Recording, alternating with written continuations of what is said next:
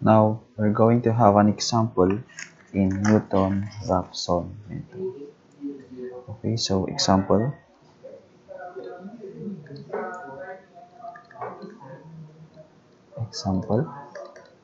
So, compute two iterations with uh, Newton's method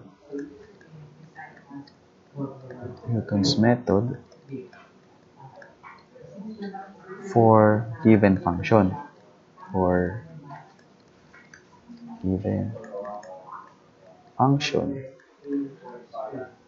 and indicated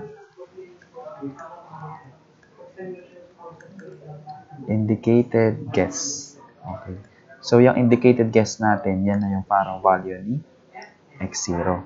Okay, or x1. So, function natin ay f of x is equivalent to x squared minus 8. And our initial indicated guess or initial guess is x1 is equivalent to 3. So guys, it can be ang indicated guess natin or initial guess can be x0 or x1. So depende na sa kung anong isusulat or nakalagay sa problem na magiging initial nyo. Okay? So ito yung given. Okay? Yung given. And it states here that we only need to solve the problem using two iterations only. Okay? So, gaya nga sinabi natin kanina, sa Newton-Raphson method ay kailangan na mag-derive para ma-solve. Kasi nga, yung formula natin is merong derivative.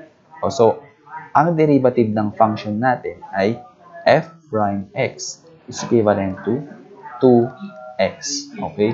So, solving for x2, since meron na tayong x1 dyan, so x2 is equivalent to x1 minus fx1 over f prime x1. Okay. And then, paano natin makukuha yan? So, ang x1 natin ay 3. And, ang fx1 natin, of course, yung fx1, isa-substitute lang natin tong x1 dito sa ating x. Okay? So, we have 3 squared minus 8 equals 1. Okay?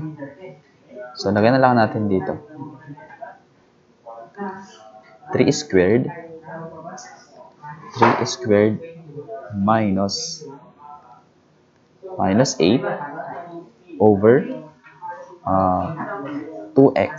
So, 2x. So, 2. Yan. So, ang x2 natin ay 3 minus 3 squared minus 8.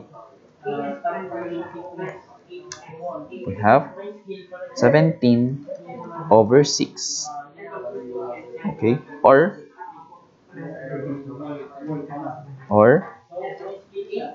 2.833. Okay. So, dito pa lang, kukunin na natin si fx2 natin. Wherein fx2, isa-substitute lang natin itong x2 sa ating function. Okay, so we have 2.833 minus squared minus 8 is equivalent to minus 8. We have 0.026. Okay, 0.026. So, yan na. So, considered as ito na yung ating first iteration. Okay, next, our second iteration. Okay, so second iteration, x3 na tayo. So, x3 is equivalent to x2 minus fx2 over f prime x2. Yan. So, we have, gagamitin natin dyan. Gamitin na lang muna natin 17 over 6. Okay? 17 over 6 minus fx2.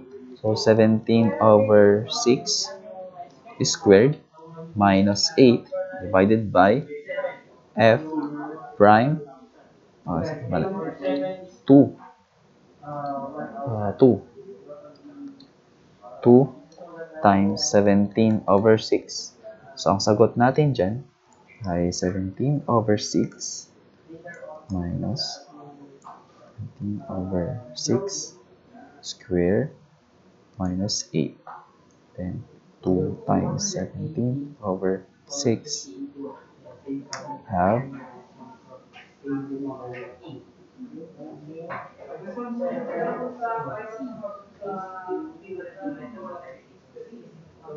577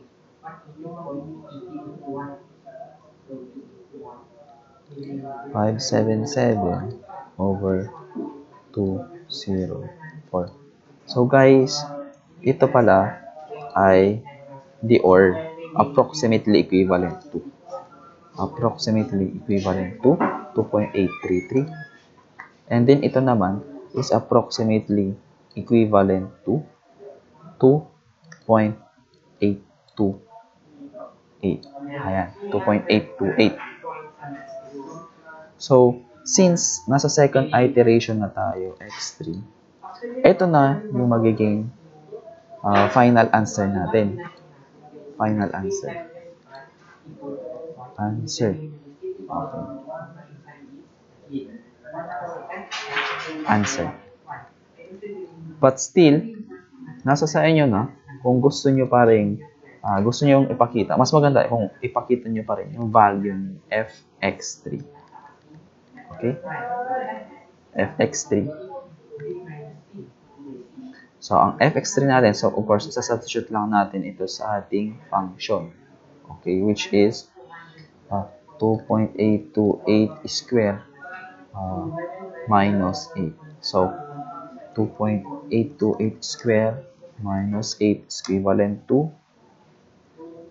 negative na equals negative 0.002.